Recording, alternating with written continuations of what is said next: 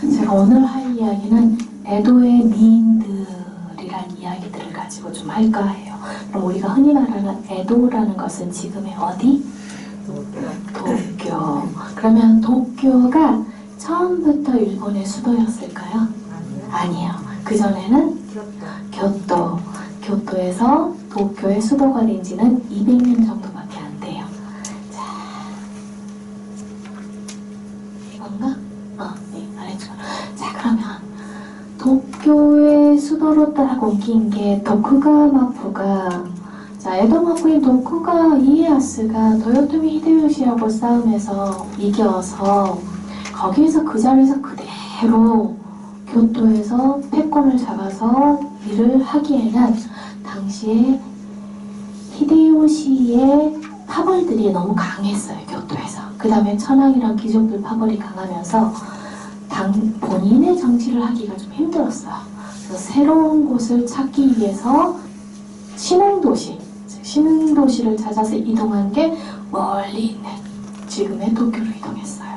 자, 그러면 천황한테 재가를 받거나 천황을 만나러 올 때 도쿠가 이에야스가 도쿄에 있다가 교토로 와서 어디에서 잠을 잤을까요?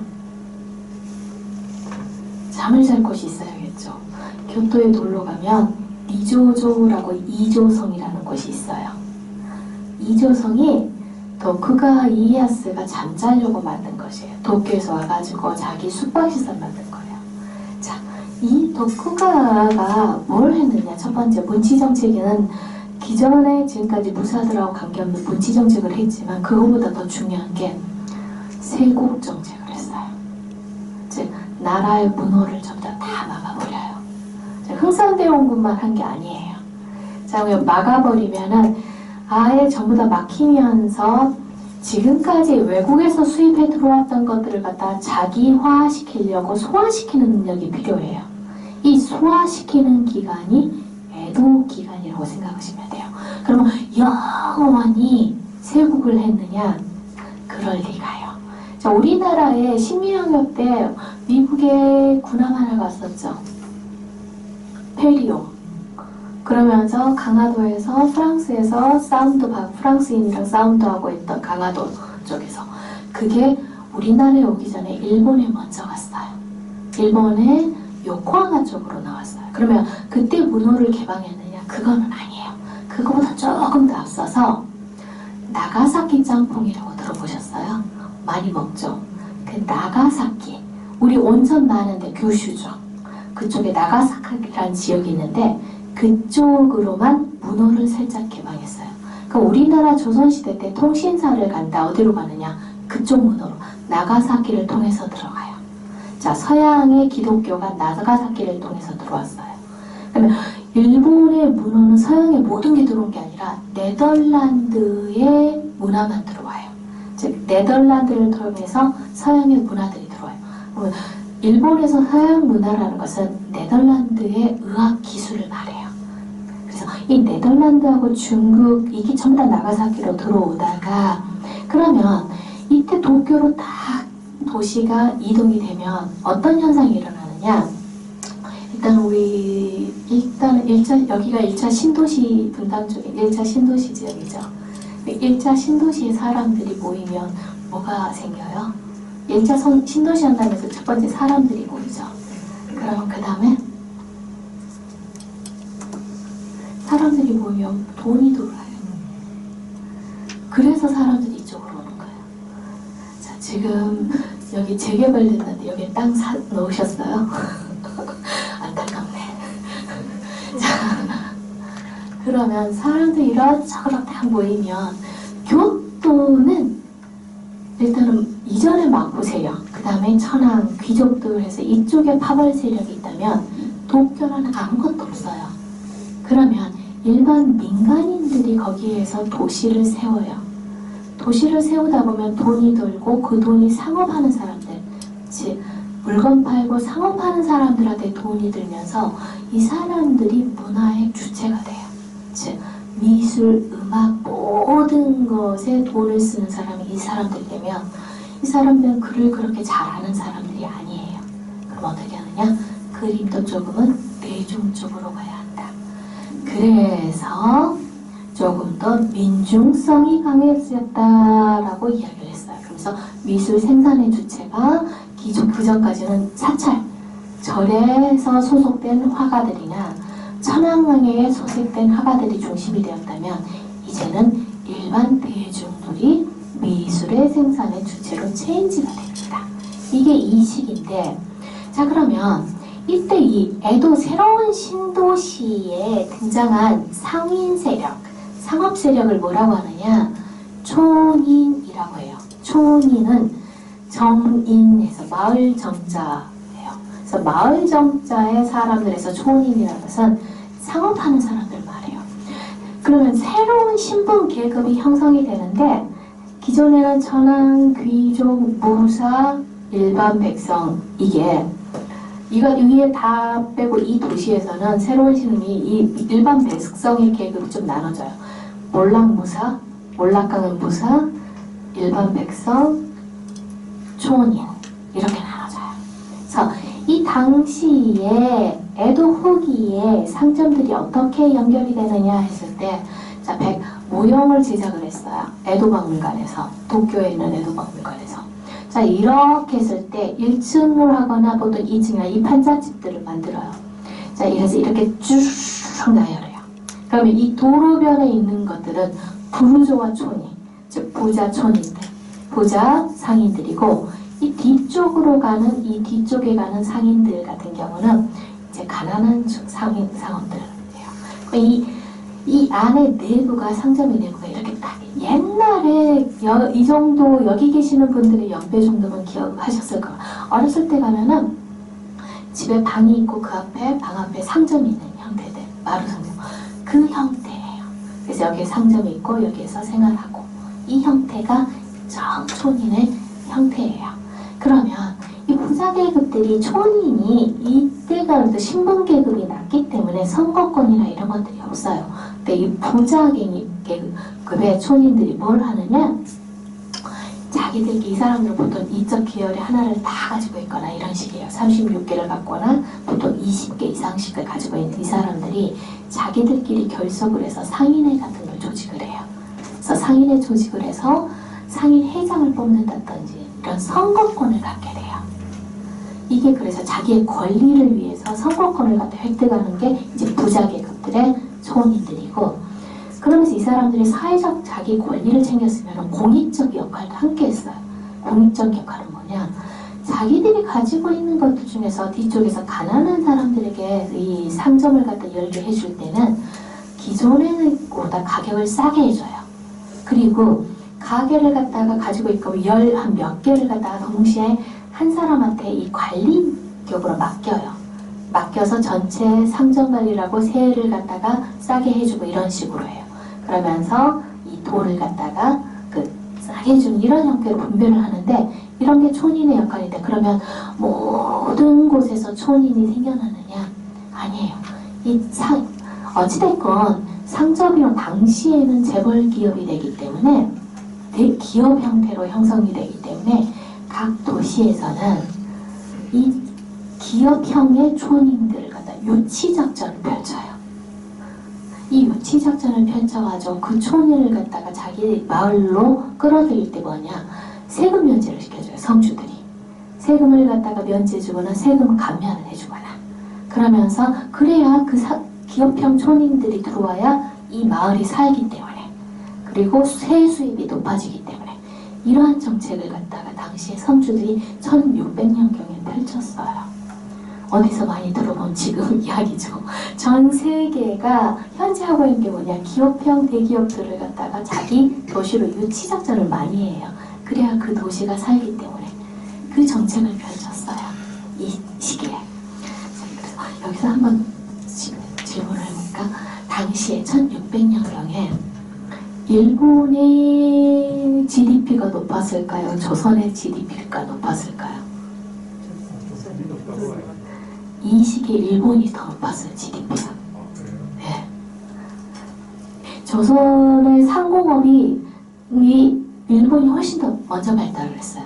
그러면서 당시에 어떤 책을 봤더니 GDP가 조선의 GDP에 한 2.5배 정도가 높았더라고. 일본에서. 그래서 조금 더 높은 GDP를 형성하게 됩니다. 이 시기에.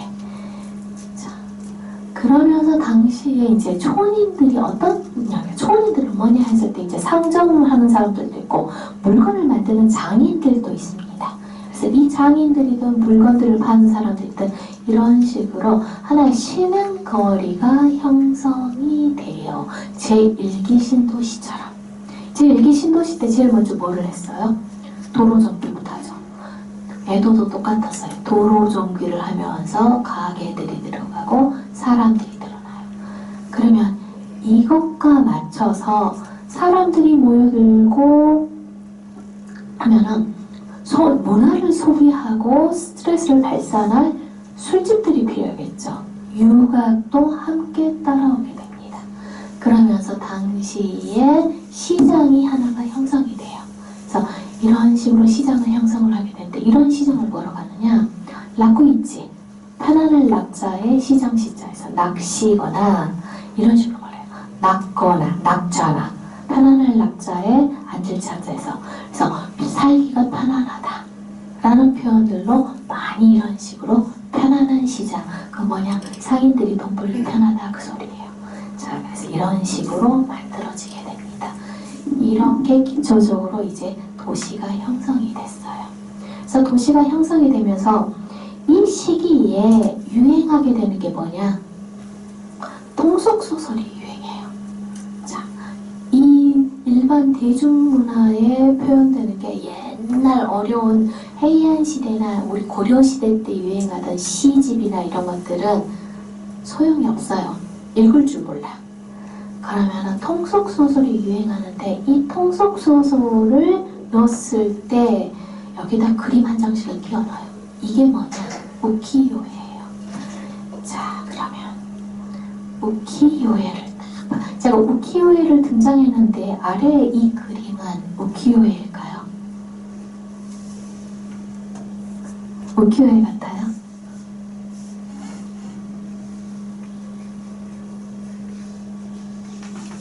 우키요에는 통속 그림이에요. 통속 하나 그림이에요. 근데 이거는 해이안 시대, 우리나라 고려시, 통일신라부터 고려시대 사이에 제작된 일본의 국보예요.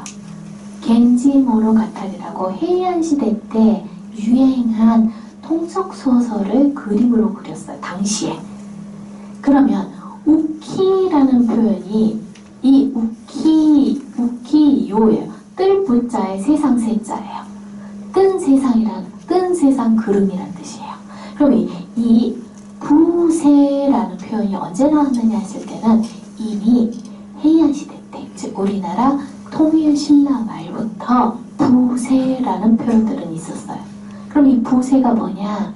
당시에 이 귀족 문화 사이에서 유행했던 게 뭐냐? 좀 쓸쓸한 시나 쓸쓸한 산문 문학이 유행했어요. 그래서 세상이 이렇게 덧없는데, 할 일 없는데 이러한 세상에 살아서 무엇하리? 나는 극락정토에 살아서 부처님 밑에서 영원히 살고 싶다라는 이러한 사상이 유행을 하게 돼요. 당시에. 왜? 그때 뭐냐? 말세였어요. 말세, 우리나라 통일신라 말도 말세 신앙이라고 해서 세상이 망한다라는 신앙이 유행했어요. 그것처럼 똑같이 유행하면서 이 뜬글 덧없는 세상이라는 표현이 있었는데 이 개념이 그대로 나와요. 그럼 그때는 빨리 죽어서 정토 가겠다, 극락왕생 하겠다인데 에도 시대가 딱 돌아와서 돈이 내 손에 들어오는데 빨리 죽고 싶진 않을 거야.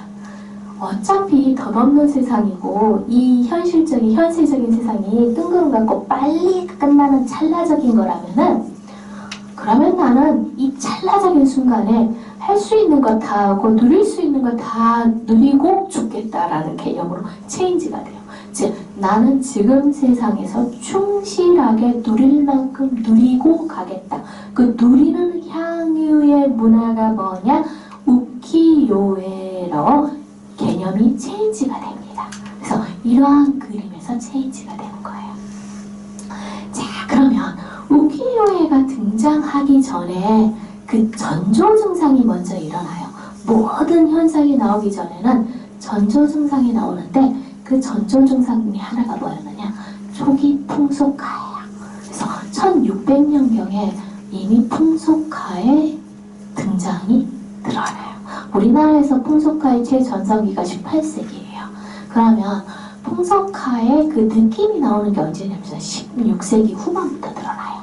그래서 비슷비슷하게 해요. 윤용이나 윤덕희나 이런 사람들이 살짝 산수에서 벗겨난 일반 풍속을, 사람들의 모습들을 그리기 시작해요. 우리나라에서. 그 비슷한 시기에 풍속을 그리는데 첫 번째 풍속이 뭐냐? 당시의 유곽은 뭐냐? 술 마시고 또 기녀들이나 유희를 볼 수 있는 곳에서의 모습들을 그린 그림들이 등장하기 시작합니다. 그러면 당시 유곽에서는 어떤 놀이를 하고 노느냐, 당시의 성의 풍속이 어떻게 되느냐를 갖다가 보여주는데, 일단은 남녀의 자유로운 연애가 딱 드러나요. 길 가다가 서로 썸을 타는 느낌이라든지 썸을 타거나, 자, 여기를 딱 봤을 때 이제 중요한 건 이쪽 그림이에요.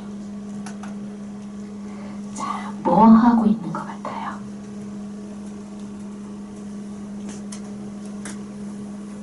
보이는 대로. 바둑장기 두고, 맞아요. 바둑장기 두고, 여기 바둑장기 두고 있죠? 그 다음에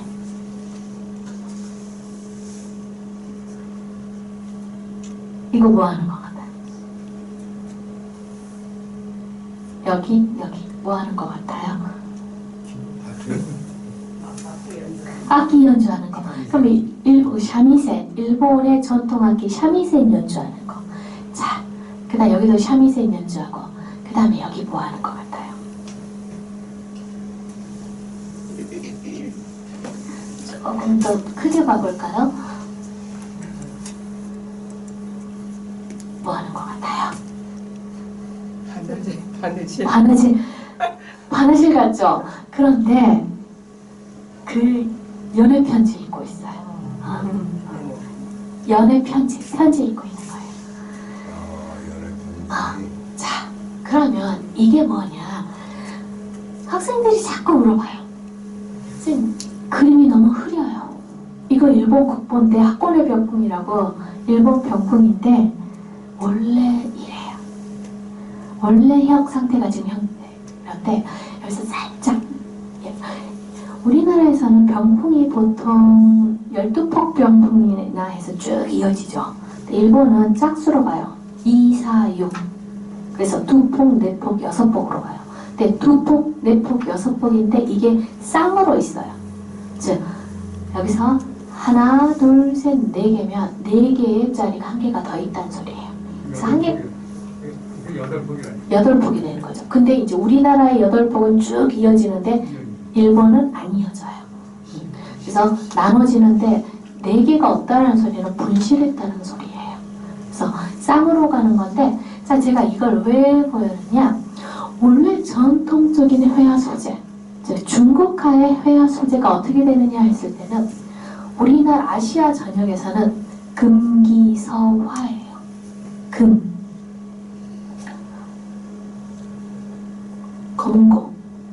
검은고, 악기, 기, 바둑, 서, 글, 화, 그림. 이게 전통적인 아시아에서 회화의 소재예요. 즉 수묵하던 전통 회화에서 금기서화가, 자, 당시에 금기서화인데 금기서화가 뭐야? 라고 물어봤을 때 에도의 신흥세 졸부들한테는 금기서화가 잘 이해가 안 가요. 그거를 설명하기 위해서 유곽의 모습을 딱 그려주고 검은고 대신에 샤미센을 치면서 이게 금이야.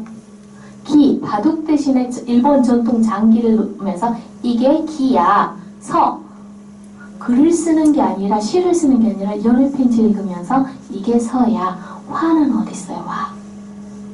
병풍, 장식 병풍이 화야. 이게 금기서화야라고 당시에 유행을 하게 돼요. 즉 유곽의 모습이 하나가 있지만 두 번째 뜻은 금기서화라는 뜻을 가지고 있어요. 이렇게 뜻이 두 개인 그림을 뭐라고 하느냐? 미다테라고 해요. 미다테라고 하는데 이건 일본적인 용어예요.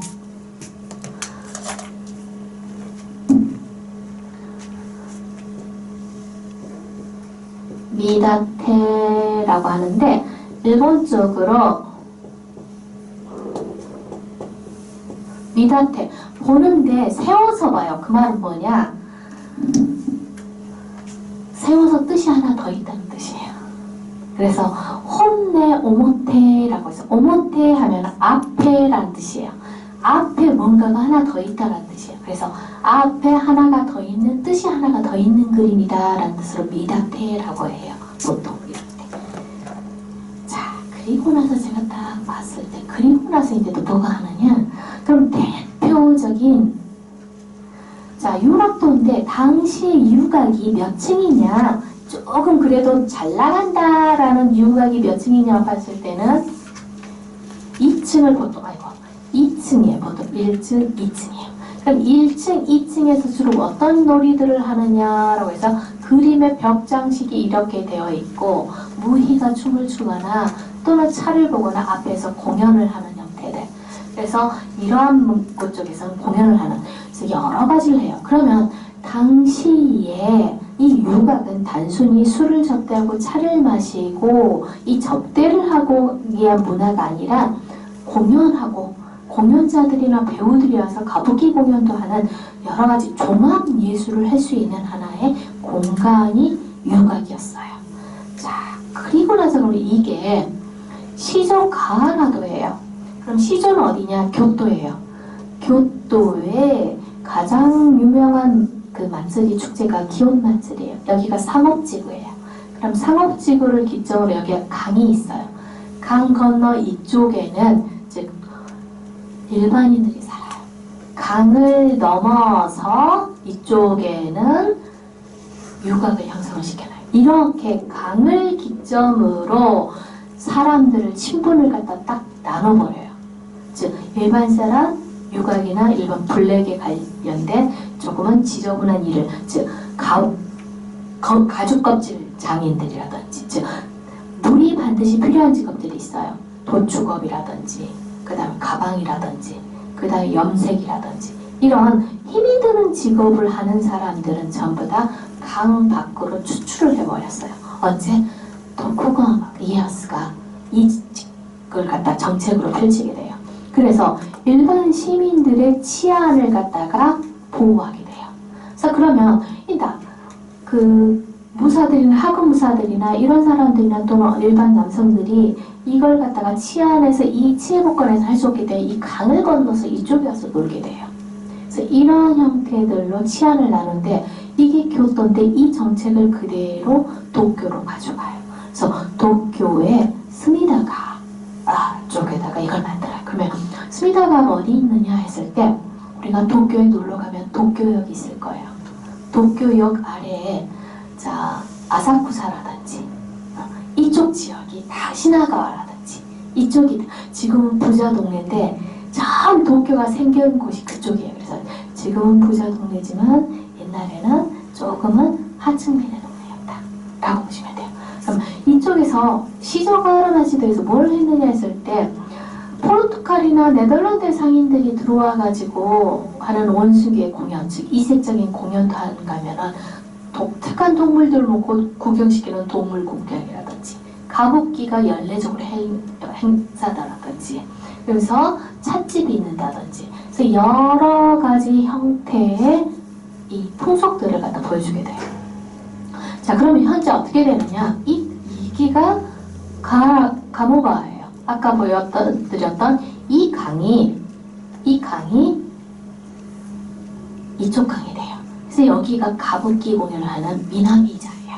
그래서 이 미나미자가 이 에도 시대부터 생겨났어요. 그럼 일본 최초의 가부키 공연이 어디에서 시작이 되었을까요? 일본 최초의 역사적으로 최초의 가부키 공연 교토의 여기에서 시작이 됐어요. 여기에서 시작이 돼서 지금도 교토에서 전체 일본 새로운 가부키 공연이 딱 오픈이 되면은 어디에서 하거나 이 미나미자에서 무조건 오픈을 해요. 그 다음에 긴자로 가요. 그러면 가부키 공연은 최초로는 여자가 했어요. 여자가 최초로 여기에서 여자가 했는데 치안이 안 좋아지면서 가부키 공연에서 여자를 사용하지 않게 돼요. 그리고 전부 다 남자들로 대체를 시켜요. 그래서 그럼 여자 역할은 누가 했느냐? 남자가 해요. 호리호리한 여성들로. 그래서 이런 식으로 공연이 되었습니다. 자, 그러면서 이렇게 됐던 이야기를 했고 제가 자, 그러면서 기념비적인 작품 하나가 나와요. 분스카이도라고 해서 분 하면은 편지나 글을 말해요. 스카이니까 스카이는 뭐냐? 시종이라는 거예요. 편지 시종이다. 그 말은 뭐냐? 편지를 전하는 시종이라는 뜻이에요. 즉 시종이 편지를 전한 그림이라고 해서 그럼 여기에 편지가 있겠죠.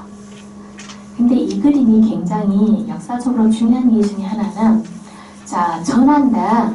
혼다 헤이하치로의 그림이다, 모습이다 라고 해서 그럴 거라고 전하기 때문에 좀 궁금해요.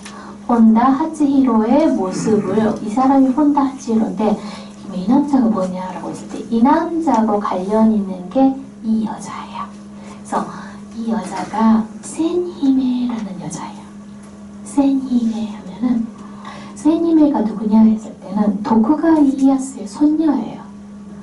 도쿠가 이에야스의 손녀인데 얘 남편이 정략견으로 도요토미 히데요시의 아들 히데요리하고 8살 때 정략결혼을 시켜요.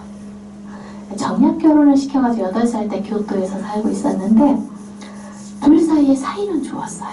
사이는 좋았는데 자식이 없었어. 그러다가 도쿠가 이에야스하고 도요토미 히데요시하고 딱 벌어지게 되겠죠. 벌어지면서 공격을 해요. 도쿠가와 마부가. 공격을 하자 자기 남편이 위험하잖아요. 그래서 세니메가 자기 아버지한테 가요. 자기 아버지한테 가서 제발 자기 남편 살려달라고 해요. 그런데 지금은 이거는 패권을 다투는 싸움인데 그럴 말이 딸까지 딸까지 희생시켜도 별로 문제가 안 되는 상황이었기 때문에 그 말이 받아들여지지가 않고 그거하고 별개로 두 달 뒤에 딸을 도쿄로 이동을 시켜요. 그리고 전 남편이 죽어요. 자, 도쿄에서 생활하면서 길을 가다가 세니메가 에도 당대 최고의 미남을 갖다 우연히 만나요. 길에서. 그 남자가 누구냐? 이 남자예요. 젊은 총각인 이 남자를 만나요. 그래서 첫눈에 반해요. 그래서 편지를 딱 써가지고 세니메가 써가지고 자기 여자 시종한테 자 전해줘라고 해요. 편지 전해주고 있죠. 전해주고 있더니 딱 뭐라고 해서 전혀 관심 없었는데 여자가 자기 좋다고 인기가 당대에도 최고였는데 자 그래서 편지를 받고 그 답장을 해줘요. 즉 그림 하나에 시간이 왔다 갔다 하는 게 다 나와요. 그래서 이 그림 하나인데 그래서 둘이 결혼해요. 그러면 에도시대 우키요에 주로 많이 사용하는 게 센히메하고 혼다 헤이아치로의 러브 스토리가 주로 많이 사용이 돼요. 전 남편만 가엾지. 근데 지나간 과거는 필요가 없어요. 앞으로의 미래가 중요하니까. 그러면 이 여자가 센히메, 즉 도쿠가 이에야스의 손녀라는 건 어떻게 아느냐? 이 여자가 보이는 문양이라는 게 있어요. 옷의 문양이 여기에 이 문양이 닭풀 문양이에요. 이 닭풀은 누구만 쓰느냐? 도쿠가 이에야스 가문만 쓸 수 있는 문양이에요. 천황가는 국가 문양이에요. 천황만 쓸 수가 있어요. 자, 무로마치막 조선시대에 통신사하고 교류를 했던 무로마치막부는 오동나무 문양이에요. 그러면 거기는 무로마치막부만 쓸 수가 있어요. 그래서 문양이 그 집안을 대표해요. 그래서 여기에서 닭풀 문양이 있어서 이 여자가 그랬기 때문에 이에야스의 손녀다라고 보통 그래서 추정을 하는 거예요. 자, 그렇게 근데 문제는 이렇게 신분이 높은 여자가 신분이 높은 여자가 여기는 시종인데 뒤에 샤미세를 갖다가 이렇게 쓰는 일반 유곽의 여자를 뒤에 데리고 돌아다니느냐? 이거는 신분적으로 맞지가 않아요. 왜냐하면 살고 있는 거주지가 완전히 딱 분리가 되어 있기 때문에. 그래서 이게 아니다라는 설도 있어요. 또 어떤 설은 맞다. 다만 당시의 유행의 경향에서 그냥 추가되었을 뿐이다 라고 보는 설도 있고 여러 가지 설이 있지만 어찌됐건 세니메가 이거는 맞아요. 그래서 도쿠가 이에야스의 손녀의 러브 스토리가 주요 소재로 나왔거나 그 다음 얘기를 딱 해보고 그러면 최고의 신분의 여자들이 나왔다면 이번에는 하이층의 여자들의 신분의 이야기도 좀 나와야겠죠. 어디에서 근무하는 여자들일까요? 목욕탕.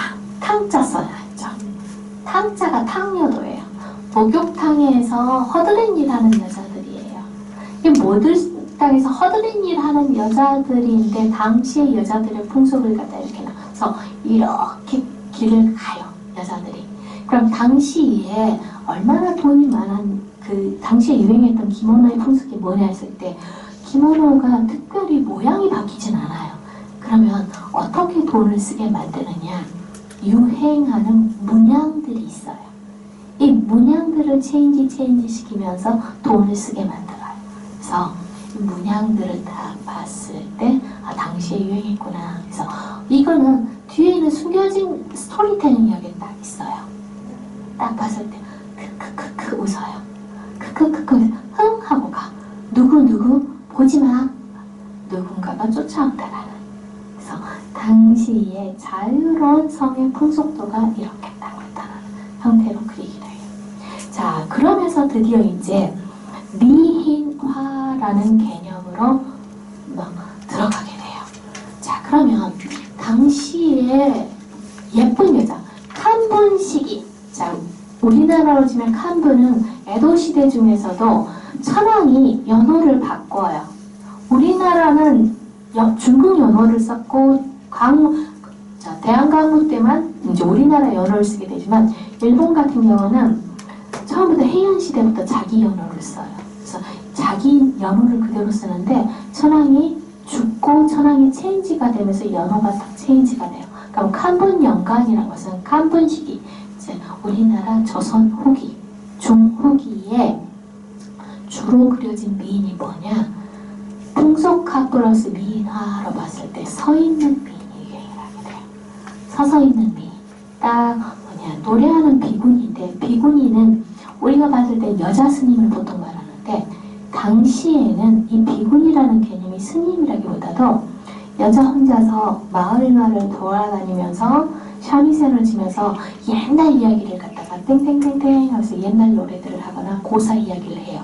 그러면서 돈을 받아요. 그리고 또 마을로 돌아다녀요. 이런 사람들 뭐라고 하느냐? 비군이라고 해요. 그래서 보통 이 여자들이 여기 악기함이 있죠. 샤미센 악기함이 있고 이렇게 딱 돌아다녀요. 그리고 나서 이제 보통 그 지역에서 매춘업도 함께 해요. 근데 그러면 이 여자가 당시의 칸분 미인의 특징이 뭐냐라고 봤을 때 누구와 봐도 5등신, 6등신에 작아요. 그래서 얼굴을 크게 그리고 얼굴을 하얗게 그리는 형태들. 이러한 형태들이 유행하는 게 칸분 미인이에요. 근데 여기서 이제 쭉 가가지고 드디어 히시카와 모로노부라는 사람이 등장해요. 이 히시카 모로노부가 그린 그림이 뭐냐 했을 때 일본의 미인의 전형을 갖다가 딱 만들어놔요. 뭐냐? 뒤돌아보는 미인을 만들어요. 그러면 히시카 모로노부는 우키요에 보통 창시자라고 말을 써요. 그럼 우키요에라는 용어를 처음 쓴 사람이 히시카와 모로노부예요. 당시에 통속소설 중에 우키요조시라고 하는 통속소설이 있어요. 당시에 유행했던 사건반, 요즘 텔레비전에서 많이 하는 사건반장이라든지 누가 어떻게 했다라는 그 가십성, 사건의 통속 이 판에 우키요조시 소설이 있어요. 여기에다가 그림을 집어넣으면서 나는 우키요에라고 이름을 용어를 붙이는 사람이 이 사람이에요. 이 사람이 그린 그림이 뭐냐? 뒤돌아보는 미인이에요. 그래서 지금도 일본의 그 광고를 보면 샴푸 광고를 하면 반드시 여자들이 뒤를 이렇게 딱 해요. 머릿결을 할 때 일본의 미인의 척도는 뒤돌아봤을 때 이쁜 거.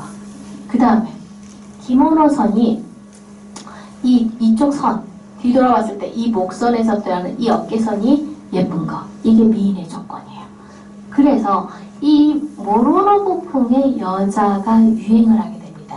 그래서 살짝 그렇게 미인은 아니지만 얼굴이 살짝 뭉툭하고 코가 뭉툭한 형태. 그 다음에 당시의 머리 형태가 뭐냐? 길게 늘어뜨리는 형태.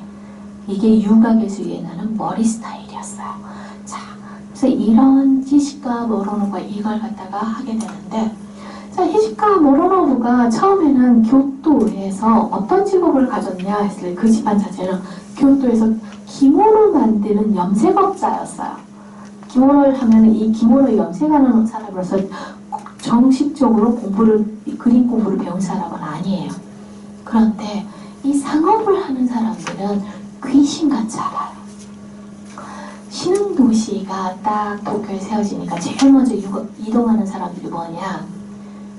돈이 저쪽에 돌 거라는 걸 알고 유곽의 사업체들, 즉 교토의 유곽의 사업체들이 전부 다 도쿄로 이동을 해요. 자, 그러면 이 기모노는 귀족들도 많이 사입지만 유곽의 여자들이 훨씬 더 많이 사입어요. 그러면 기모노 업자들도 이동을 해요. 돈 되는 쪽으로. 즉 귀신같이 알고 따라가요. 염색업자들도 귀신같이 알고 도쿄로 따라가요. 자, 거기서 염색을 하다가 더 이상 손에 염색물만 싫다 해가지고 뛰쳐나와서 출판 사업으로 딱 들어가요. 그러면 처음부터 유행을 했느냐면 이렇게 당시에 출판 문화가 대중 통속소설이 유행하면서 이 글만 이렇게 많았어요. 글만 이렇게 많다가 출판 사장들이 서비스 차원에서 여기에다가 그림 한 장 끼워넣는 형태. 이게 참 출판업의 시작이고 우키요의 시작이에요. 이 사파 한 장씩 끼워넣는데 이 일반 대중들한테는 이 그림 하나 끼워넣는 게 엄청나게 유행을 하게 됩니다. 이 히시카 모로노부가 여기에서 이 도안을 그리면서 그림을 하다가 이름이 날리게 되면서 이제 출판업자들이 뭘 어떻게 하느냐? 그림을 매 페이지마다 그림을 그리고 그림을 매 페이지마다 그리고 위쪽에다 살짝 글만 써요. 그러다가 나중에는 그림이고 그리고 다 필요 없고 그림만 딱 해가지고 그림 12장에 한 세트로 해가지고 팔기 시작해요. 이렇게 체인지가 돼요. 그걸 만들어낸 사람이 히시카 모로노부예요. 그럼 히시카 모로노부가 처음부터 판화를 했느냐? 판화를 처음 만든 사람이긴 하지만 아니에요.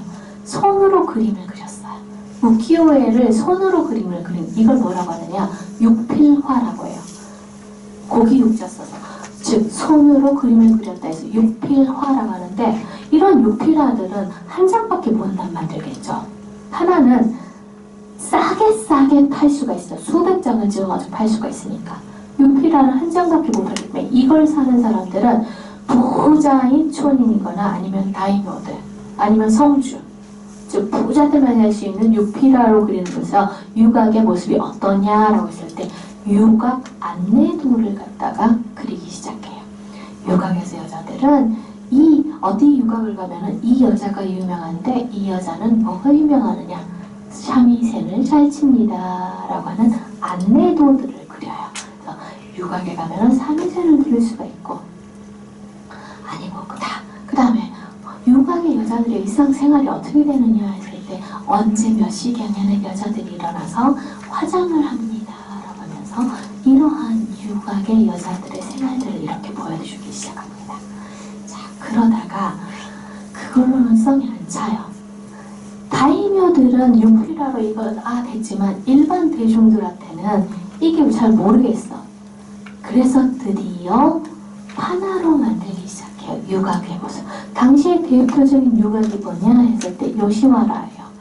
요시와라의 유곽의 모습은 이렇게 가요 해서 카노노부풍의 여자들이 춤을 추고 샤미센이 있고 대충 병풍이 이렇게 있고 장식을 하고 이렇게 합니다. 차를 대접하는 차를 하는 이런 식으로 이루어졌습니다. 요시와라는 하고 일반 대중용으로서 판화가 만들어지기 시작해요. 자, 그러면 이렇게 우리가 생각하는 우키요의 파나는 색이 여러 가지 많아요. 그런데 딱 봤을 때 색이 하나죠. 먹으로 색을 처음에 만들었어요. 먹으로만 딱 색 한 가지만 썼어요. 이걸 뭐라고 하느냐, 스미즈리해라고 해가지고 먹판화라고 해요. 먹으로 판화를 찍었다 해서 먹판화가 이때 처음 등장을 하게 됩니다. 자, 그럼 이런 먹판화는 보통 몇 장이냐? 그러다가 이제 색들이 한두 가지 색들이 들어가기 시작해요.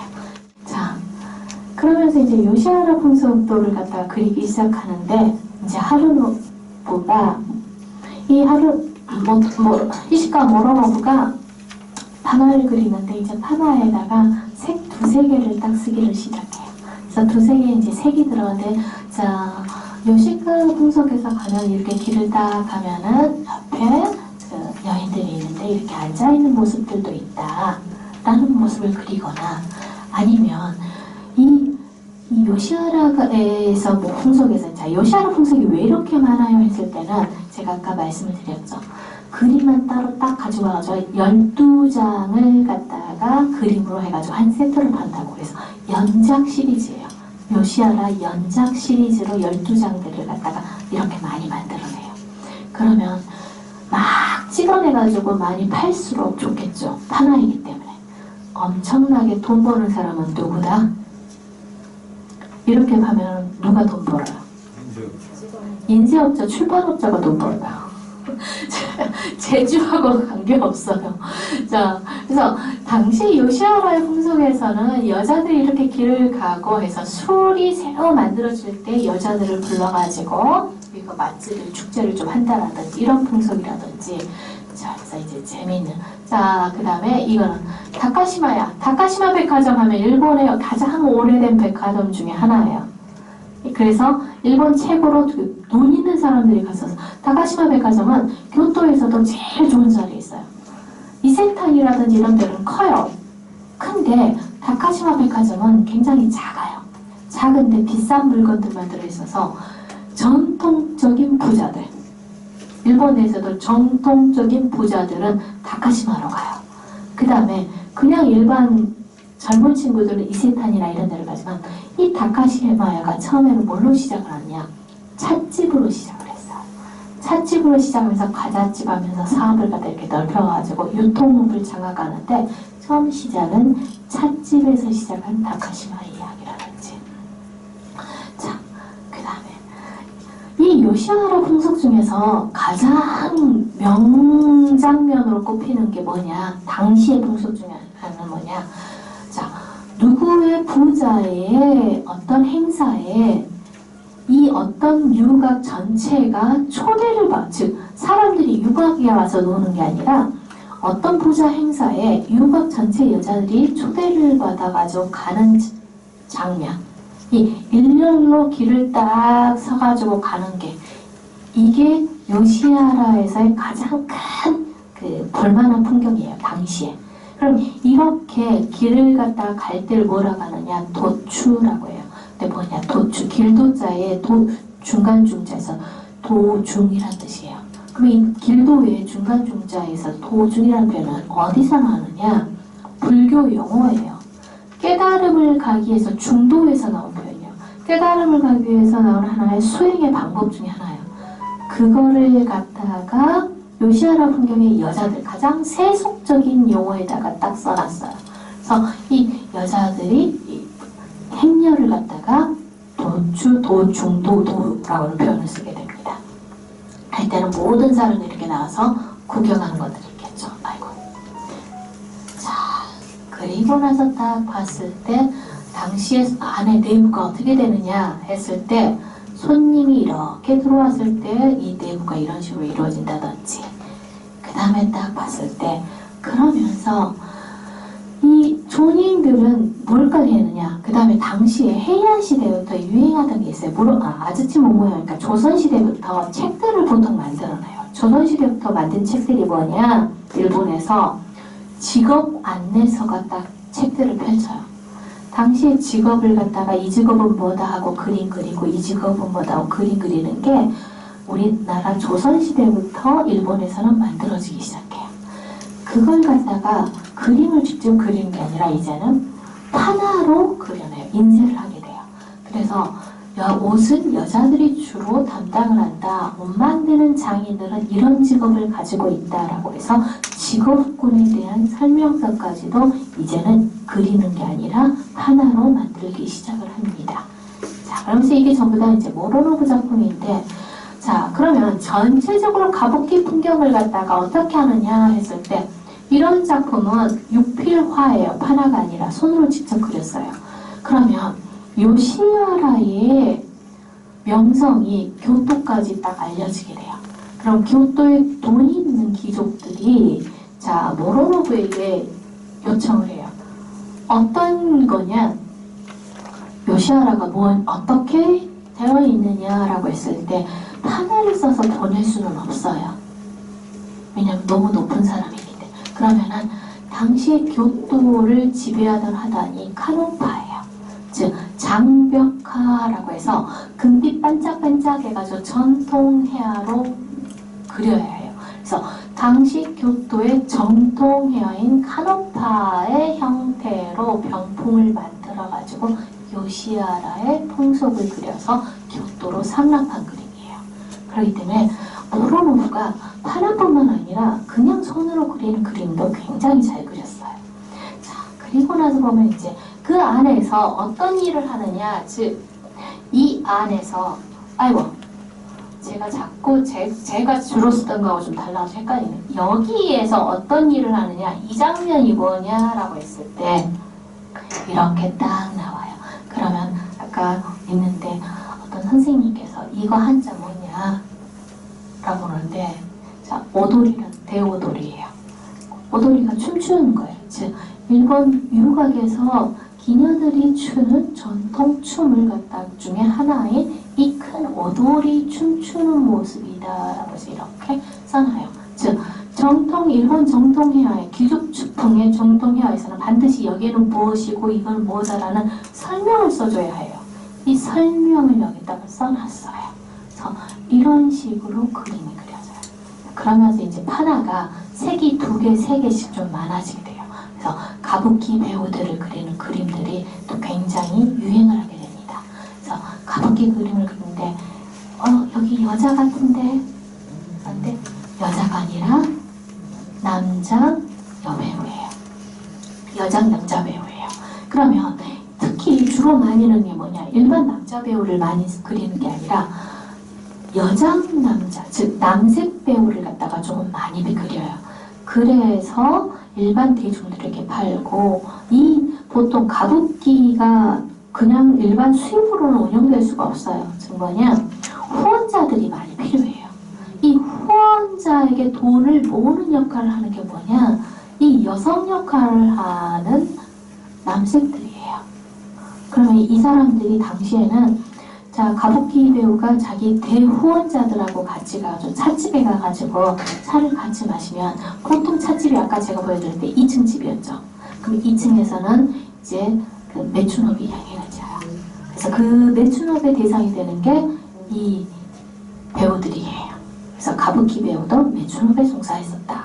당시에는. 자, 그리고 나서 이제 모로노부가 풍경판화까지 같이 들어가요. 그럼 세계적으로 유명한 풍경판화 작가 했을 때는 보통 서양인들이 생각한 우키요의 풍경화 했을 때 그 후지산의 파도 이렇게 치는 형태들, 이런 그림들을 누가 생각했느냐 했을 때는 옥사이라든지 히로시게라든지 전 세계 사람들이 생각하는 일본의 풍경화 판화 했을 때 파도가 이렇게 치고 후지산 나오는 그 판화들의 우키요에를 그 처음 스타트가 누구냐? 모로노부가 했어. 그래서 후지산이 이렇게 보이고 있고, 후지산, 즉 여기서 이제 도카이도라는 것은 동해도예요. 즉 도쿄에서 바닷길을 따라서 교토까지 가는 길, 이게 당시의 여행 루트의 유행이었어요. 그러면 돈이 생기다 보니까 도로 정비가 시작이 돼요. 도로 정비가 시작이 되면은 이 새로운 바닷길이 생기면서 사람들의 여행객들이 굉장히 많이 늘어나고, 도쿄의 물건을 교토에 가서 팔고, 교토의 물건을 도쿄에서 파는 보물상들이 굉장히 이 사람들이 제일 단거리로 왔다 갔다 해야겠죠. 그때 유행하는 것이 산길이 아니라 바닷길이에요. 그래서 이 길을 따라서 가는 것이 그림의 여행 안내도가 이때부터 만들어지기 시작을 합니다. 자, 이게 모로노브 그림인데, 그러면서 모로노브가 손을 여러 군데에다 놔대요. 자, 유곽의 여자들도 그렸고, 길 여행 안내도도 그렸고, 그 다음에 남색 배우, 즉 가부키 그림도 그렸고, 이제 손이 안 댄 게 하나가 있어요. 뭐냐? 옛날부터 유행했던 고사들, 옛날부터 유행했던 설화들, 이것들이 글로만 되어 있어요. 즉 옛날 산문 문학의 그림으로 에도 시대에 화시켜야겠죠. 그거에 나온 게 나와요. 드디어 지적을 해요. 모로노브가. 그래서 슈텐거지는 뭐냐? 자, 가마쿠라 시대, 즉 우리나라 고려시대 말에 유명한 장군 하나가 있어요. 미나모토라고. 미나모토의 별명이 뭐냐? 라이더예요. 라이터인데 이 사람이 굉장히 용맹해서 사람들하고 많이 싸우는데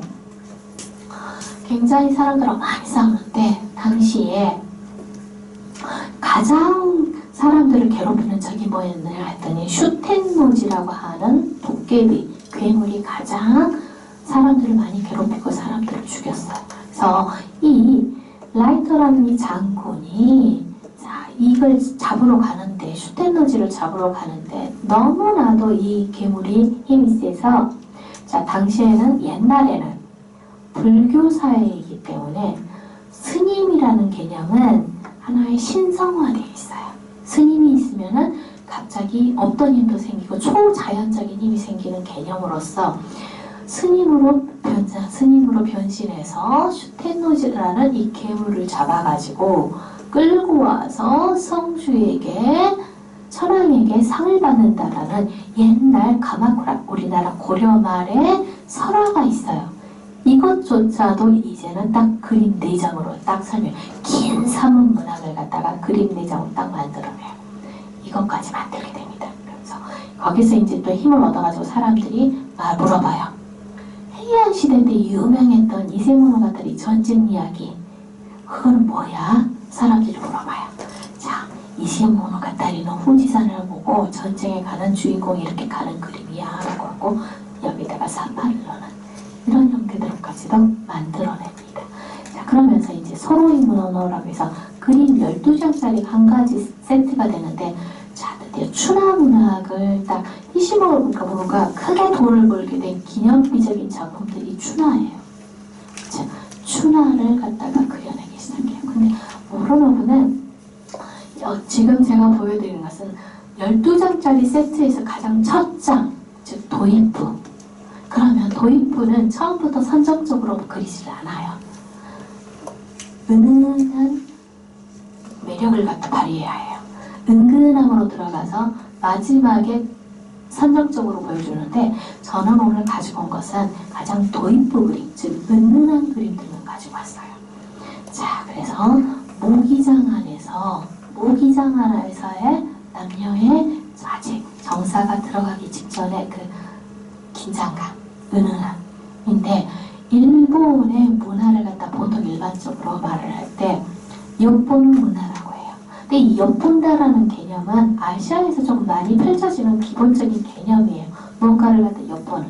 반드시 추나에서는 이렇게 엿보는 사람이 하나씩 반드시 등장해요.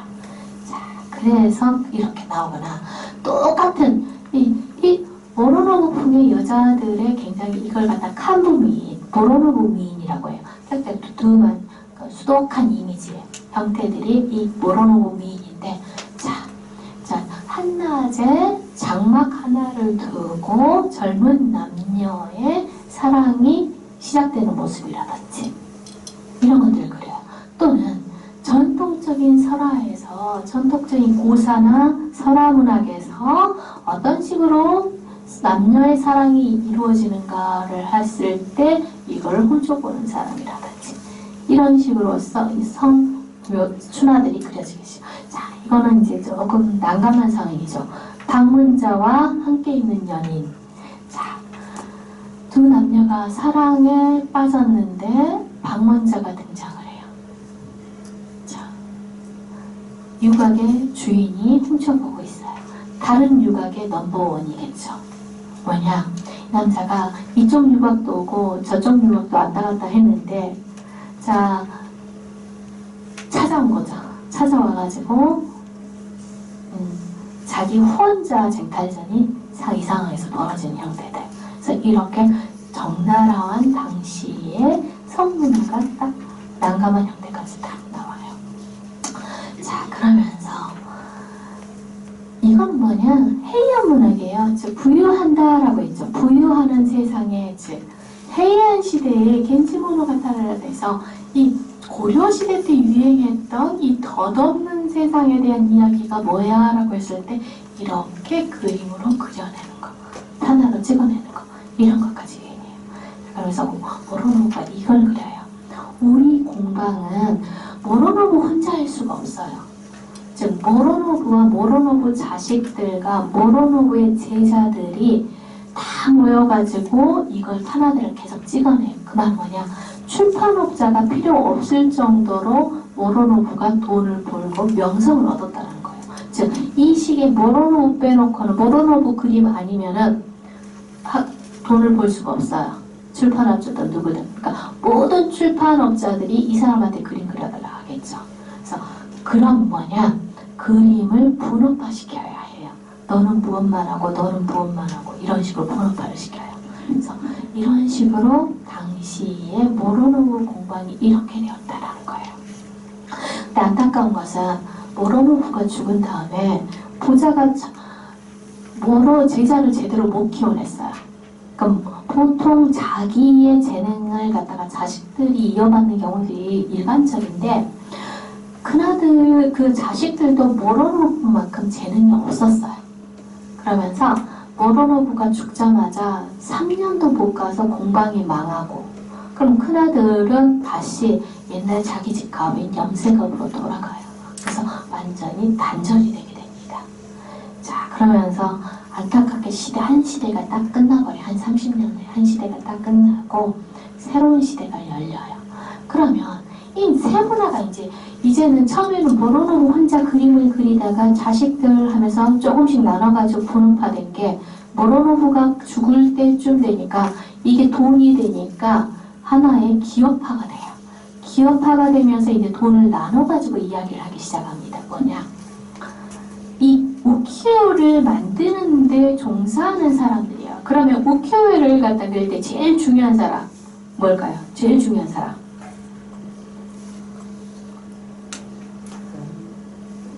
밑그림 그리는 사람. 이 그림 하나에 이게 성패가 달려있기 때문에 이 밑그림 그리는 사람이 제일 중요해요. 즉 모로노부가 밑그림을 그렸어요. 그러면 일반적으로 우키요의 화가라고 말했을 때는 누구를 말하느냐? 밑그림 그린 사람을 말해요. 그래서 저는 여기다 그냥 애시라고 표현을 했는데 이거는 그 전문 용어예요. 즉 제가 수업 시간에 학생들한테는 전문 용어로 말을 해야 하기 때문에 그냥 제가 전문 용어로 딱 나왔는데, 자, 그림을 그렸어요. 그러면은 판에다가 밑그림을 딱 대고 이 습자지처럼 그려내는 사람이 필요하겠죠. 이걸 갖다가 한시타이시라고 해요. 즉 습자지로 그리는 사람. 그려놓고 밑그림이 딱 그래 목판에다가 그 밑그림을 그렸으면 이제 이걸 파야겠죠. 파는 사람, 이걸 호리시라고 하는데, 즉 각인이라는 뜻이에요. 각, 색일각이니까. 자, 딱 이걸 찍었으면 이걸 하나 딱 한번 찍어내야겠죠. 그래서 이거 먹으로 찍어낸다 해가지고 3H, 즉 먹으로 찍어내는 사람에서 이렇게 보통 기본적으로 이렇게 나눠져요. 그래서 모로노부가 죽은 다음에 어느 정도로 분업화가 됐느냐라고 했을 때 군리사다가 딱 그린 자 파나 공방이에요.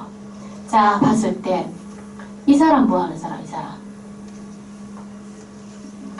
조금 가까이서 봐볼까요? 이 사람 뭐 하는 사람 같아요? 밑그림 그리고 있어요. 밑그림 그리고 있죠. 밑그림 그리고. 이 사람은? 파는 사람. 팔고 있죠. 자, 그럼 조금 더 아래로 내려가서 이 사람은? 멋깔고 있죠. 그러면은 멋깔고 있으면은 자, 이 사람보다 더 아래란 소리예요. 그 다음 이 사람은 찍는 사람 이렇게 종이로 이렇게 찍어야 하니까. 자, 그리고 나서도 이쪽에 있는 그러면 당시에 그 다음에 찍은 거 말리는 사람. 그러면은 그 다음 여기에는 여러 가지 색깔들이 있는 이러한 형태들로 나뉘어져요. 그러면 딱 봤을 때 직업군의 순서가 여기서부터 가요. 여기서 조금 숙달되면은 여기 색을 만들어 색 조합하는 사람. 여기서 조금 더 나가면 이쪽으로 가고 이렇게 하고 이렇게 가는 거예요. 직업군이 딱 상하계가 딱 나눠지는 게 여기예요. 자, 그러면서 이제 어떤 주제로 우키요에가 이렇게 유각의 이야기를 하는데 제가 아까 미다테라는 표현을 했었죠. 이 미다테의 개념에서 이제 이때 유행을 하게 되는데 자, 그림으로 그려요. 우키요에도 그림을 비싼 그림을 손으로 그리는데 자, 에도의 미인들이라고 딱 봤을 때 자, 모노노부 죽은 다음에 에도의 미인들은 이 여자들인데 자, 제목을 뭐라고 했느냐? 설월화예요. 눈, 달, 꽃이에요. 그럼 이건 뭐다? 그러면 이거부터 볼까요? 이거 볼까요? 꽃이에요. 무슨 꽃일까요? 매화. 하얀색으로 일본에서 유명한 꽃. 벚꽃. 이건 뭘까요? 단풍이 있어요. 그러면 가을, 달. 이거는 설, 나무 위에 눈이 쌓였죠. 설, 월, 화가 이렇게 돼요. 자, 그런데 미다테라고 제가 말씀을 했어요. 뜻이 두 개예요. 옛날에 이 해양 시대 때, 즉 고려 시대 때 유명했던 여자 산문 문 3명 여자가 있어요. 그 여자가 누구야? 라고 했을 때 이 여자야 라고 말을 해요. 일본의 여성 여류가들 중에서 유명한 여자들 누구냐? 해양 고려시대 때 세이션하고 무라사키 시키부, 오노고 마치 이 세 사람이 굉장히 유명했어요. 자, 그러면 왜 이렇게 설, 월, 화로 이름을 붙였느냐? 첫 번째, 무라사키 시키부는 제가 아까 제일 처음에 우키요에에서 우키요에라는 그림이 어떻게 나왔느냐, 말이 어떻게 나왔냐 했을 때 이거는 해양시대 그림이에요 하면서 겐지 모노가타리라고 해서 겐지가 왕자 천황이들 겐지가 여러 명의 수백 명의 여자들과 사랑을 나누는 소설 이야기를 쓴 여자가 무라사키 시키부예요. 근데 그 사랑의 끝이 항상 이루어지는 게 아니라 쓸쓸해요. 외로워요. 무라사키 시키부에게 도는 감상은 외로움과 쓸쓸함이에요. 그럼 계절로 봤을 때 외로움과 쓸쓸함은 가을이에요. 그래서 일본인들은 무라사키 시키부를 생각할 때 뭘 생각하느냐? 겐지 모노가타리를 생각하면서 가을의 달을 생각을 해요. 자, 근데 무라사키 시키부하고 무라사키 시키부가 궁전에서 같이 일을 했어요. 궁전에서 같이 일을 했는데 궁중문학을 했는데 자, 같이 일을 할 때 같이 일을 했던 여자가 세이쇼나군이에요. 같이 궁궐에서 일을 했어요. 자, 일을 하면서 우리나라에서는 궁궐에서 살았지만 조선시대 이 궁중의 여인들은 천황가는 이 여자들 빼놓고 궁궐에서 일하는 즉 전문직이었었대. 즉 상궁들은 출퇴근을 했어요. 근데 어디까지 올라가느냐? 주상전하의 가장 밑에서 하는 게 제조상궁인가요? 그 사람 바로 아래 단계까지, 그러니까 굉장히 높은 단계까지 올라가서 이 상궁 그 계열에서는 출퇴근을 해요. 그래서 이 궁궐에서 일어나는 것들에 대한 여성들이 바라보는 궁궐의 여인들이 봤을 때 이 정치를 받았을 때는 살짝 하는 거리감이라든지 그 거리감과 그 다음에 뭐 어쩔 수 없지 그럴 수밖에 없었겠지 하는 초연함 그러면서도 신랄한 비판을 하는 산문 문학을 했어요. 그래서 그 산문을 썼던 게 뭐냐? 마쿠라 소시예요. 마쿠라는 뭐냐? 베개에서 넣어서 읽을 책이란 뜻이에요. 즉 베게를 하는 잡담서 같은 산문문학을 썼는데 이게 전 세계적으로 호평을 받았어요. 그래서 1920년대, 1960년대에 영어로 번역이 될 정도로, 즉 외국 사람들이 번역할 정도로 굉장히 유명한 문학을 900년대에 썼어요. 그게 그 산문인데 근데 왜 눈이냐? 이 여자 성격이 그래요. 일단은 재능이 너무 뛰어나다 보니까 질투하는 사람을 많았고 미워하는 사람도 있었어요. 자기한테 친하게 대하는 사람도 친절하게 대하는 사람도 있었지만 기본적으로 성정이 굉장히 차가워서 아니다 싶으면 굉장히 매섭게 신랄한 존평을 해요.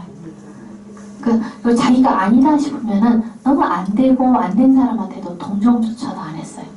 그러다 보니까 주변에 사람이 그렇게 많지 않았겠죠. 즉 눈처럼 차가운 여성이다 보니까 마지막 말년에 난 외롭고 쓸쓸하게 죽기는 했지만, 그래서 그 성정이 그래요. 자, 꽃은, 자, 오노고마치는 꽃으로 표현이 됐어요. 왜 꽃으로 표현됐어요? 이 여자도 똑같이 궁궐에서 일을 했어요. 왜 꽃으로 표현했을까요? 예뻤어요. 지금까지도 일본 최고의 미인이 누구냐 했을 때 일본인으로 오노고마치를 말을 해요. 그럼 당대에도 최고의 미인이 누구냐 했을 때 오노고마치였어요. 그래서 당대에 다른 문인들이나 이걸 딱 썼을 때도 최고의 미인은 오노고마치다라고 표현을 했는데 일본 전체 통틀어서 최고 미인이에요. 오노고마치가. 꽃과 같이 아름다운데 이 여자가, 자, 여기는 소설을 썼고 수필을 썼고 이 여자는 시를 썼어요. 그래서 시를 썼는데 옛날에는 시를 쓰면 그 시를 가지고 노래를 불러요. 그래서 시를 쓰고 노래를 부르는 걸 뭐라고 하느냐? 가인이라고 해요. 송가인이 아니에요. 그래서 가인이라고 해서 가인으로서 유명했어요. 그래서 꽃으로 이렇게 표현해요. 그래서 헤이안의 3대 미녀를 우키요의 식으로 표현한 게 이 작품이에요. 하나 더 가볼까요? 자, 그러면 이렇게 미인화를 갖다 많이 그린 사람이 누구냐? 모로노부가 죽고 난 다음에 혜성같이 등장한 사람이 하나가 있어요. 누구냐? 하루노부예요. 자, 하루노부가 우리가 흔히 생각하는 우키요에, 즉 색이 여러 개 들어가고 화려한 색상, 그걸 갖다 만든 사람이 하루노부예요. 그래서 그러면 비단처럼 예쁘다 해서 니시키에라고 해요. 비단 그림이란 뜻이에요. 색을 여러 가지로 하나를 쓰니까. 그러면 이 비단의 색을 여러 가지 쓰기 전에 그 전 단계가 있겠죠. 갑자기 한 개에서 10개 색을 쓰진 않겠죠. 한 서너 가지 색을 쓸 때 홍색하고 녹색을 주로 많이 쓰는 걸 갖다 매니질이에요. 그래서 이걸 그림을 많이 그리고 아까 말했던 뜻을 두세 가지를 같이 가지는 그림, 미단테 그림, 이걸 갖다가 많이 그린 그림이 스즈키 하루노부입니다. 자, 스즈키 하루노부가 그린 매니질이에요. 즉 그림에서 홍색, 붉은색과 초록색을 많이 쓴 매니즈리에로서 조선인 행렬도를 갖다가 하나로 만들었어요. 스즈키 하루노부가 보는 조선 행신사. 우리 조선통신사 많이 갔었죠. 조선 후기에. 조선통신사 행렬이에요. 이게 보스턴 미술관에 있는 건데 살짝 봤을 때 살짝 달라요. 이 가세 표현들이 달라. 오히려 이런 가세 표현은 포르투갈 상인들의 가세 표현에 조금 더 가까운데 이게 하루노부 풍이에요. 그러면서 하나를 더 만들어요. 스즈키 하루노부가 조선 통신사 중에서도 말을 탄 통신사를 이렇게 조선인을 딱 해요. 그래서 청도라는 깃발을 들고 딱 가는 사람인데 여기 표현들이 봤을 때 서양인의 포르투갈 상인 같은 이런 표현들을 갖다 많이 해요. 그래서 그들이 봤던 여기 옷섭 두루마기 표현이라는 이런 표현들이 다르죠. 우리나라가 옷하고 그가 봤던 조선인의 옷이에요. 그래서 이런 식의 표현들을 한 게 매니즈리에로 초창기에 만들었어요. 자, 그리고 나서 하루노부가 이제 주로 많이 사용했던 게 뭐냐? 제가 여기다 후르나나 고마치라는 표현을 썼는데 이 고마치는 누구냐? 오노 고마치, 아까 제가 말했던 헤이안의 선대 이야기에서 꽃과 같이 아름다웠다 때 이 옷 고마치하고 관련된 이야기가 옛날 헤이안 시대 때, 즉 고려시 900년대경에 7가지 이야기가 있어요. 이 7가지 이야기 중에 하나가 청수사, 즉 키요미즈데라, 교토의 청수사에서의 이야기가 있어요. 자, 고마치가 뭘 보러 갔을까? 이거 뭐 같아요? 벚꽃을 보러 갔어요. 봄에 벚꽃을 보러 갔는데 여기가 어디인지를 딱 알려주고 있죠. 청수사라는 걸 알려주고 있어요. 자, 고마치 청수사. 이 벚꽃을 보면서 이 사람은 누굴까 봤을 때 이 사람이 승려예요. 승려 헨조라는 스님이에요. 자, 그러면 이 두 사람이 뭘 했느냐, 어디를 가느냐라고 했을 때 키요미즈데라, 교토의 청수사예요. 이 청수사 아래에, 이쪽에 아래에, 이쪽 난간에 보면은 아래쪽에 뭐가 있느냐, 이렇게 물이 떨어지고 사람들이 물을 받아 먹어요.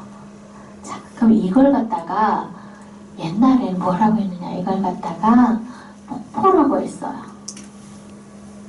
보통은 폭포 같지 않죠? 옛날에는 물이 좀 더 많았었나 봐요. 근데 이 폭포가 그렇게 아름다웠었대요, 옛날에.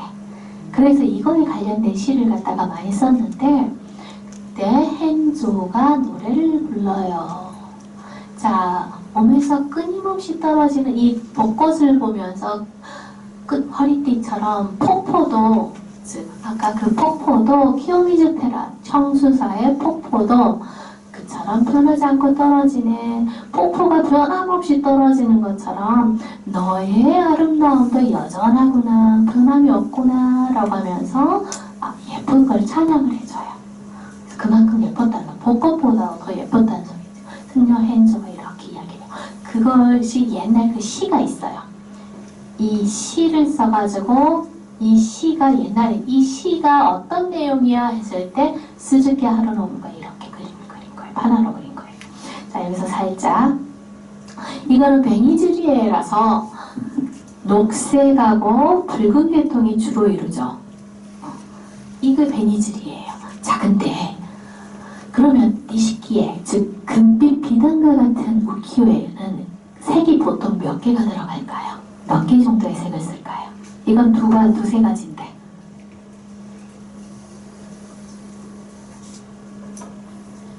비단과 같은 우키요에, 우리가 상상하는 그 화려한 우키요의 색은 대략 몇 개 정도일까요? 기본 10개예요. 기본 10개를 써요. 그러니 얼마나 화려하겠어요.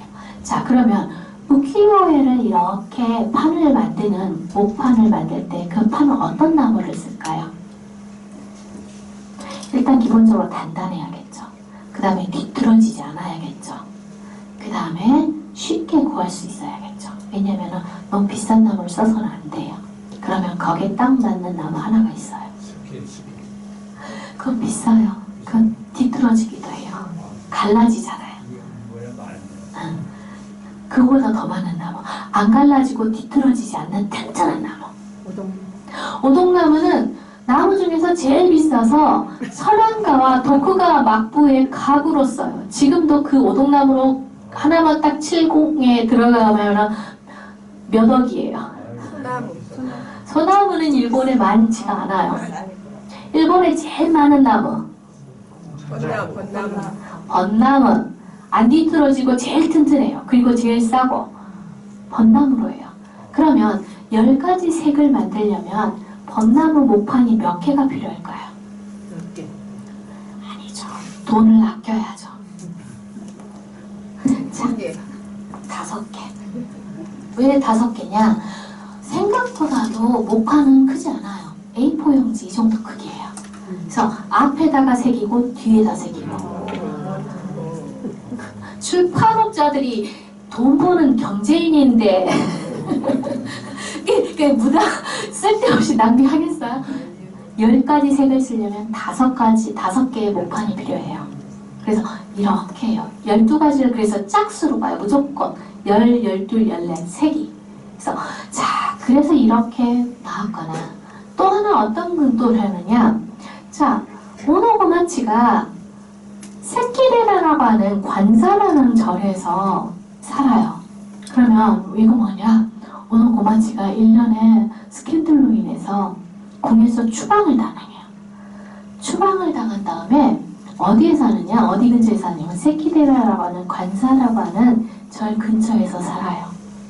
절 근처에서 사는데 스님이 늙은 오노고마치를 방문해요. 늙어가지고 이제 아주 말년에 오노고마치를 방문해가지고 아이고 이게 그냥 넘어갔구나. 오노고마치를 갖다 방문해서 물어봐요. 너의 노래, 시의 비결은 뭐냐? 그 시에 관련된 일화들이 뭐냐? 라고 해서 그 이야기들을 서로 주고받으니까 너무 그립기도 하고 세월의 무상함과 늙어버린 자신이 너무 슬퍼요. 그래서 너무 슬픈데 승려가 아이를 하나를 같이 데리고 왔어요. 근데 그 아이가 오노고마치한테 말을 해요. 곧 7월 7석이니까 세키데라 절에서 7월 7석 행사를 하는데 그때 꼭 오세요 라고 말을 해요.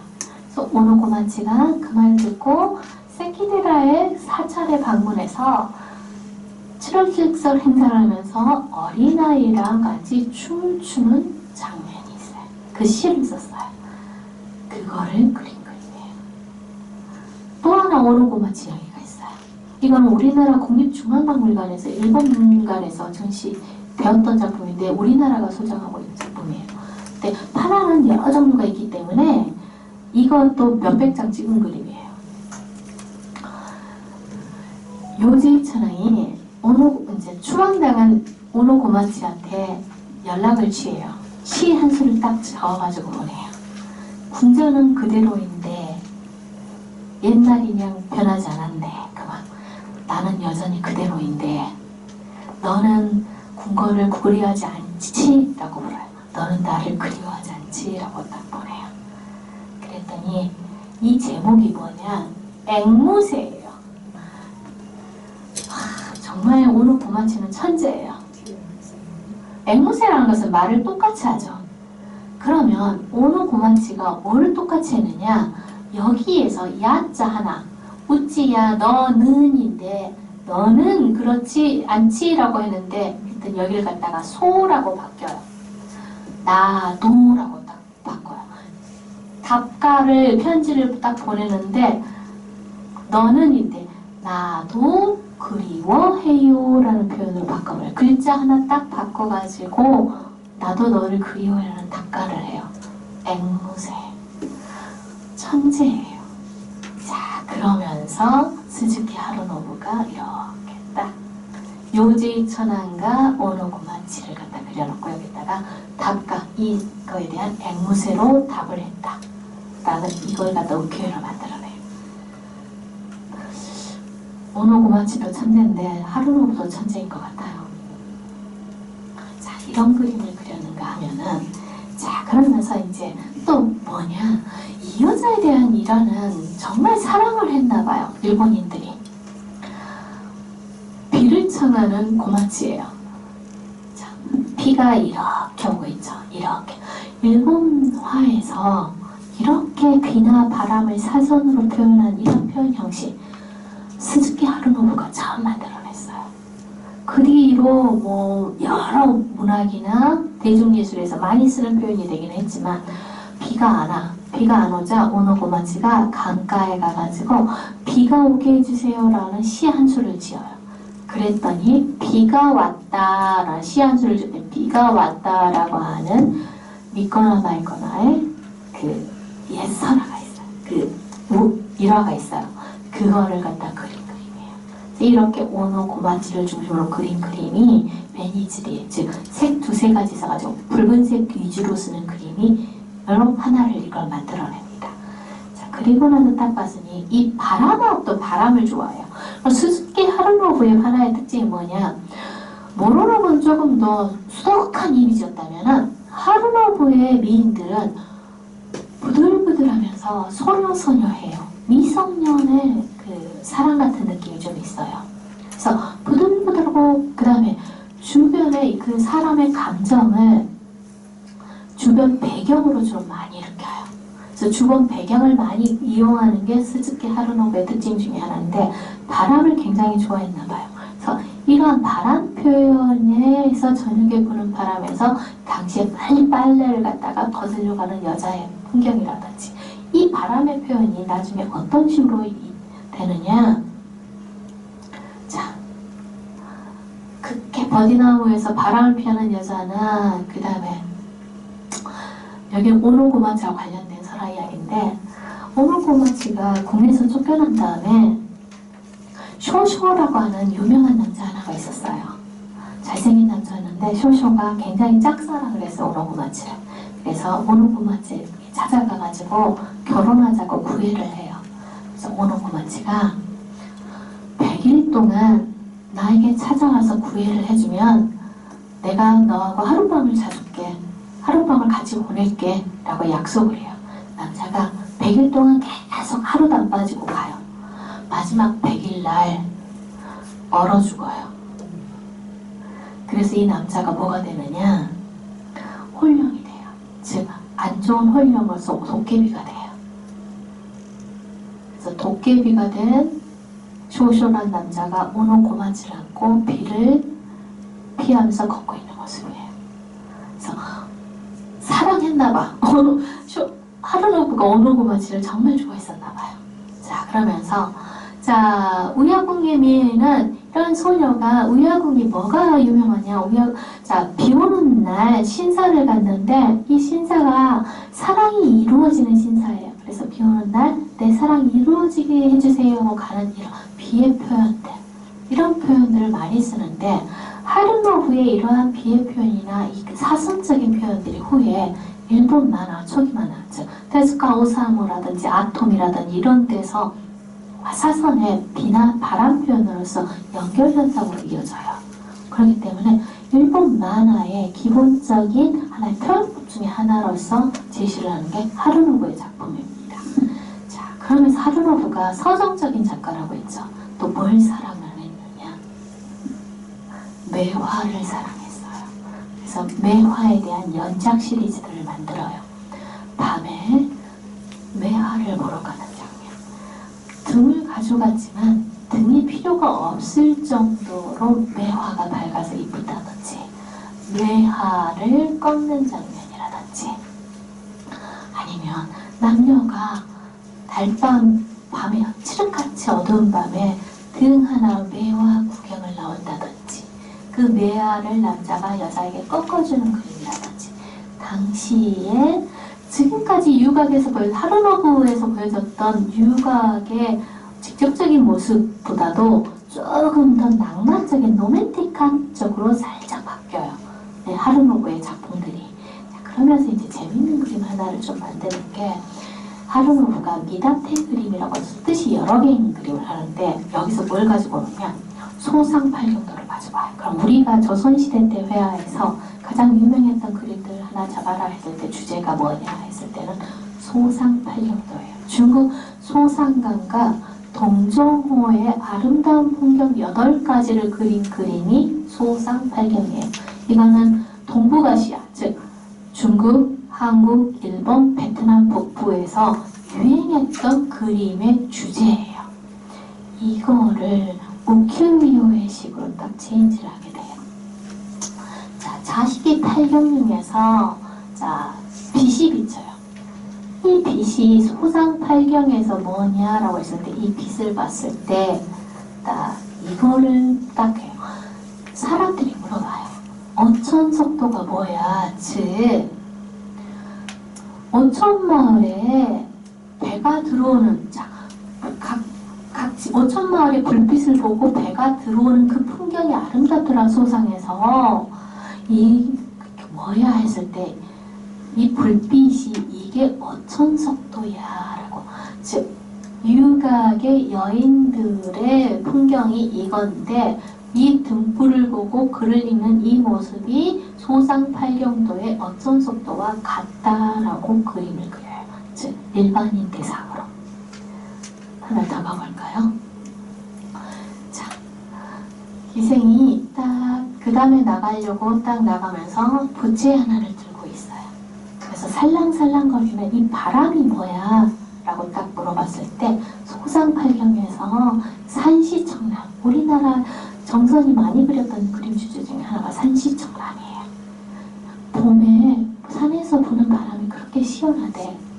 산시청란이 뭐야? 했을 때 이 부채가 바람을 일으키기 때문에 이게 산시청란이야 라고 말을 해줘요. 춘화도 그리면서 미담태도 함께 그려요. 자, 뭘 그렸느냐? 여자가 자 목욕을 끝나고 딱 옷을 입을 그 순간에 뭘 쳐다보고 있어? 여기를 쳐다보는 건지 여기를 쳐다보는 건지 서양식 시계를 쳐다보는 건지 잘 모르겠어요. 그런데 이게 소상팔경에서 나오면 소리하고 관련되어 있는 거예요. 소리에 우리나라 소상팔경곡에서 소리가 뭐냐? 연사만족이라는 산수화가 있어요. 그럼 연사만족이 뭐냐? 해가 질 무렵에 절에서 들리는 종소리 땡땡땡 하는 이 종소리가 그렇게 아름답더라. 그러면 이 소리, 종소리가 뭐냐? 서양식 지뢰 종소리. 즉 유곽에서의 남녀의 사랑인 이 춘화인데 그러면서 이게 연사만종이야 라고 해서 뜻을 두 개를 가지고 있는 거예요. 이런 그림을 그립니다. 하나를 더 봐볼까요? 자, 여자가 자 일하고 하기 전에 이제 머리를 갖다가 딱 보고 있어요. 동정호에서 가장 아름다운 게 뭘까요? 이태백이 동정호에서 뭘 보면서 술을 마셨을까요? 가을달. 자, 그럼 여기서 가을달은 뭘까요? 가을달 같은 거 하나 있어요. 거울. 자, 동정호에 든 거울인데 이건 정선 그림이었던 것 같다. 머리를 빗으면서 보는 둥근 거울이 이 달과 이 달이 같다. 그래서 유곽이면서 이렇게 소상팔경을 만들게 됩니다. 자, 이렇게 딱 만들더니 그러면서 이게 주로 만드는 게 뭐냐? 맑은 날의 아사쿠사, 즉 기본의 이 유곽이 형성지, 즉 요시와라 형성지였던 이곳에서의 남녀의 사랑인 아사쿠사에서 딱 보는데 그런데 어느 쪽이 남자인지 어느 쪽이 여자인지를 잘 몰라요. 즉 미소녀의 개념으로서 딱 등장해요. 이게 스키 하루노부풍이에요. 그래서 그 전에 모로노부풍의 미인들은 머리가 이렇게 다 풀어졌었죠. 그게 당시에 유행했던 머리예요. 그런데 30년 뒤에 하루노부에서는 머리가 이렇게 올라가 있죠. 이게 유행이에요, 지금. 그래서 이렇게 유행인데 딱 봤을 때 이쪽이 여자고 이쪽이 남자예요. 그 다음에 하루노부의 특징이 뭐냐? 남녀 구별이 애매모호한 것도 있지만 정말 손하고 발을 작게 그려요.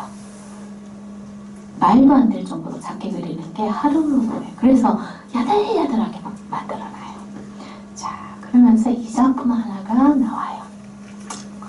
이 작품을 보면은 뭐냐? 일단은 유녀가 버드나무 아래에서 누군가를 기다려요. 근데 이게 미다테 그림이에요. 자, 뭐냐? 중국의 유명한 화가인 조중목이 그린 백로 그림이에요. 백로가 이렇게 그렸는데 이걸 딱 이 그림이 언제 일본으로 들어오느냐? 조선시대 때 중국하고 교육을 하면서 그때 들어와요.